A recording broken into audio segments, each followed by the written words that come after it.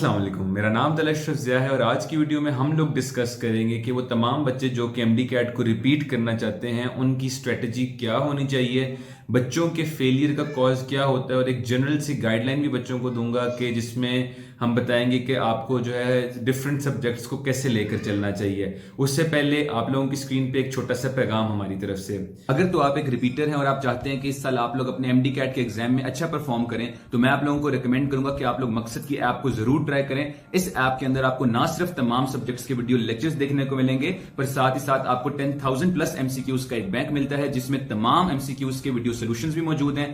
किसी सवाल की समझ ना आने पर आप सिर्फ एक तस्वीर से डाउट सॉल्व का फीचर यूज करते हो, उसके तमाम कॉन्सेप्ट्स को समझ भी सकते हैं। इसके अलावा भी इनकी ऐप के अंदर बहुत सारे फीचर है, तो मैं आप लोगों को रिकमेंड करूंगा कि आप लोग ये ऐप जरूर डाउनलोड करें।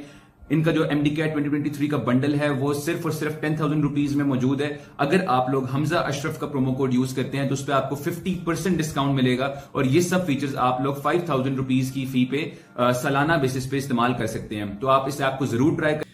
अच्छा, टॉकिंग अबाउट के वो तमाम बच्चे जो कि एमडी कैट को रिपीट करना चाहते हैं उनको किन चीज़ों को अपने जहन में रखना चाहिए, तो सबसे पहले तो मेरी उनको रिकमेंडेशन ये होगी कि आप लोगों ने जोन सा भी एग्जाम दिया था, जिस भी प्रोविंस का एग्जाम दिया था पिछले साल, आपने वो एग्जाम प्रिंट करवा लें या इवन चलें ऑनलाइन आप उसको अपने फोन के अंदर डाउनलोड कर लें और उसको दोबारा से सॉल्व करें और दोबारा से जो कीज आपके पास मौजूद हैं उसके अकॉर्डिंग उसको सॉल्व करें और देखें, एनालाइज करें कि आप लोगों ने अपने एग्जाम के अंदर वो कौन कौन से एमसीक्यूज थे जिनमें गलतियां की थी, उन एमसीक्यूज के कॉन्सेप्ट क्या थे, वो कौन से टॉपिक्स थे जो आपके डेफिशिएंट थे और वो कौन से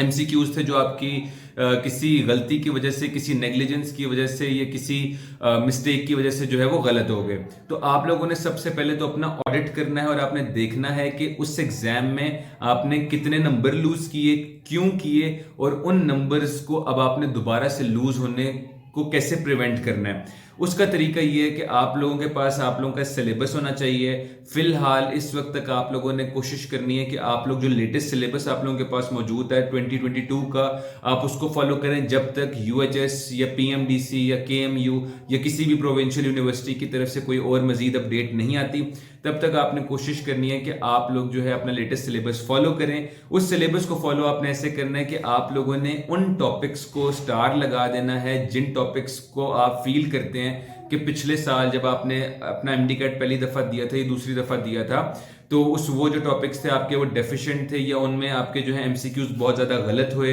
या उनके जो कॉन्सेप्ट्स थे वो आपके वीक थे, तो आपने कोशिश करना है कि सबसे पहले तो आप उन पे स्ट्रॉन्ग ग्रिप हासिल करें। पास्ट पेपर जब आपने पिछले साल का सॉल्व कर लिया तो आपको आइडिया हो जाएगा कि यार मेरी डेफिशिएंसीज क्या थी और मैंने इस साल जो है किन किन चीजों पे ज्यादा मेहनत करनी है। अब अगर हम लोग बात कर लेते हैं कि जी वो क्या मिस्टेक्स होती हैं जो बच्चे करते हैं और जिनकी वजह से उनका एडमिशन नहीं हो पाता, तो उसमें सबसे पहले तो हम लोग बात कर लेते हैं कि 3 तरह के स्टूडेंट्स होते हैं। एक वो स्टूडेंट्स होते हैं जो कि किताबों को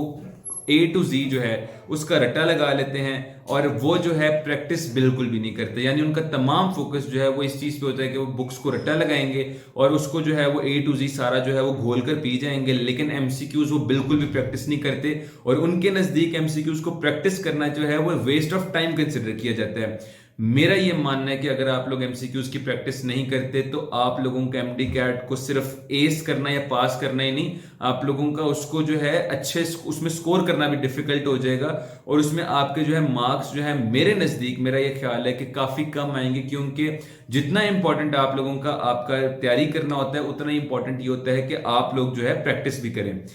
इसके बाद वो स्टूडेंट्स आ जाते हैं जो कि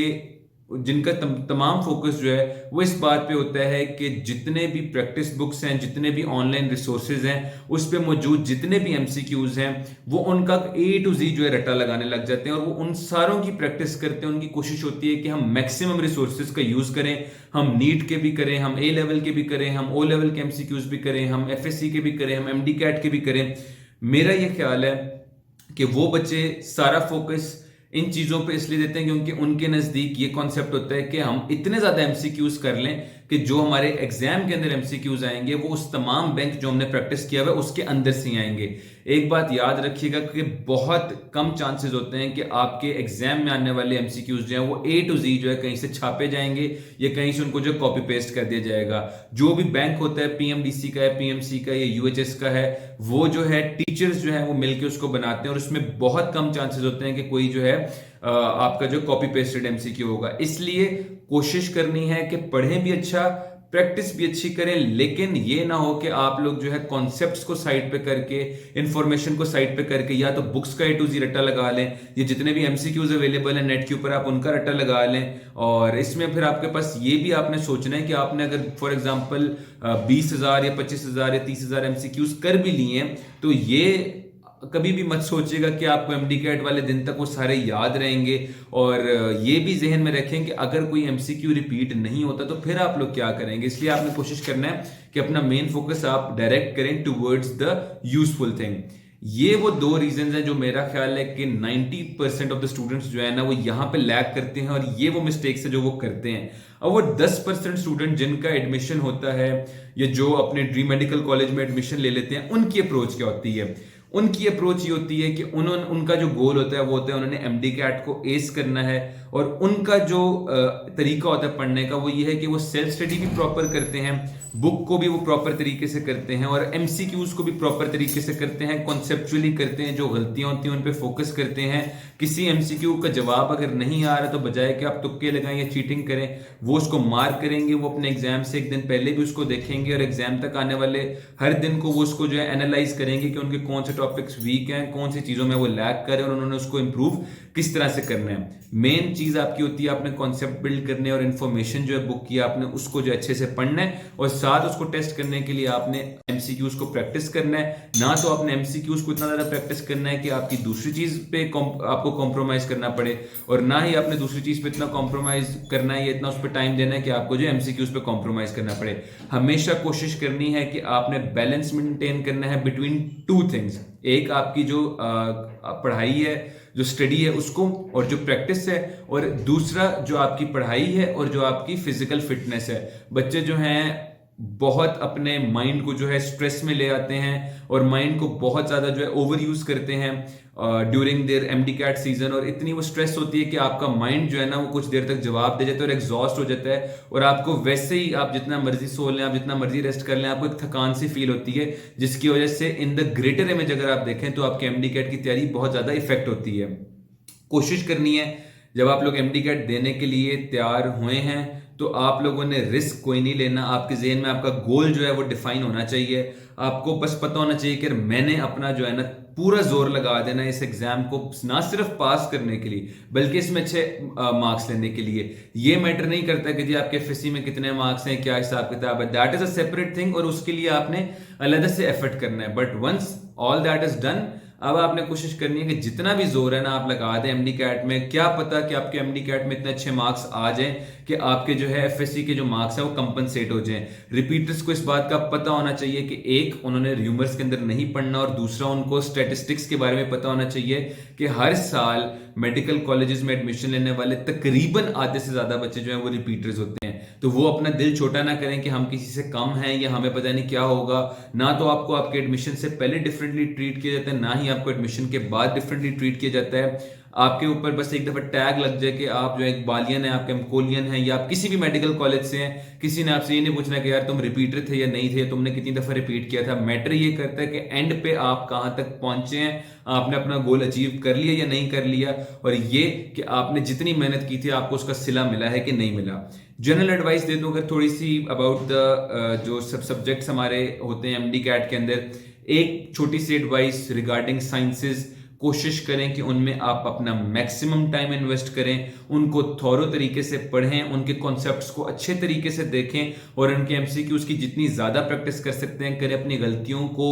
जो है आपने भूलना नहीं है, उन पे फोकस करें, कोशिश करें कि आप उनको दोबारा रिपीट ना करें।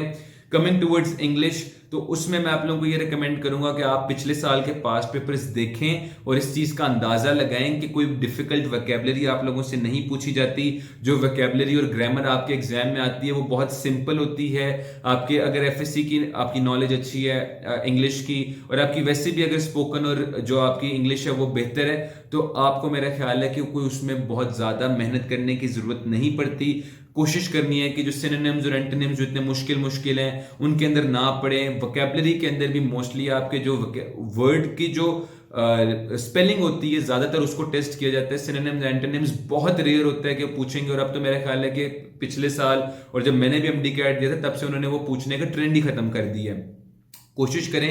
कि हर चीज को जब आपने टाइम देना है तो उसके अकॉर्डिंग दें कि उसकी वेटेज कितनी है, उसके मार्क्स कितने हैं, और उसके अल्टीमेटली आपके एग्जाम के पॉइंट ऑफ व्यू से और आपकी तैयारी के पॉइंट ऑफ व्यू से वैल्यू कितनी है। इसी तरह लॉजिकल रीजनिंग जो है वो मैं कहूंगा कि उसको आप लोगों ने लीस्ट टाइम देना है। सिंपल पोर्शन होता है और उसको आप बेशक या तो थोड़ा थोड़ा सा रोज कर लें या एंड पे कर लीजिएगा, ये आपकी चॉइस है। मेरी रिकमेंडेशन होगी कि थोड़ा थोड़ा रोज करते जाएं, 5 एमसीक्यूज 10 एमसीक्यूज कर लें, बेसिक कॉन्सेप्ट जो है वो हासिल कर लें, लेकिन सबसे कम टाइम आपने लॉजिकल रीजनिंग को देना है। उसके बाद इंग्लिश आती है और उसके बाद साइंसेज। लेकिन प्लीज इसका यह मतलब नहीं है कि आप लोग जो है लॉजिकल रीजनिंग या इंग्लिश को बिल्कुल इग्नोर कर दें। एक एक नंबर की गेम होती है और रिपीटर्स को तो बेहतर ही पता होगा कि पॉइंट्स में जाके आपकी एंड तक गेम जाती है, और कई बच्चों के एडमिशन जो वो पॉइंट्स की वजह से रह जाते हैं। तो हम लोगों ने कोई भी स्टोन जो है ना अनटर्न नहीं छोड़ना, हमने पूरी कोशिश करनी है, हमने पूरा जोर लगाना है, और हमने कोशिश करनी है कि हमारी जो पिछले साल गलतियां हुई हम उनको भी अवॉइड ना करें, और इसके अलावा एडिशनल भी कोई गलतियां जो हैं जो एक बच्चा पॉसिबली कर सकता है हम उसको अवॉइड करें।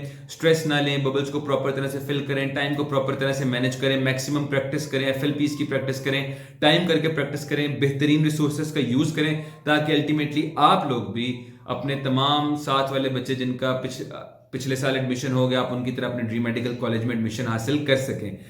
इसके अलावा आप लोगों का कोई भी सवाल हुआ तो आप लोग हमसे कमेंट सेक्शन में पूछ सकते हैं। भाई को दुआ में याद रखिएगा। अल्लाह हाफिज।